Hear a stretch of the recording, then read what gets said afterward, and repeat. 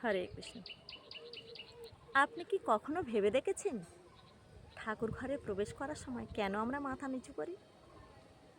এটা শুধুমাত্র একটি প্রথা নয়, এর পিছনে রয়েছে গভীর আধ্যাত্মিক অর্থ। মাথা নিচু করা মানে অহংকারকে দরজার বাইরে রেখে ভগবানের সামনে প্রবেশ করা। আমরা যেন বলছি, হে প্রভু, আমি আপনার আশ্রয়ে এসেছি।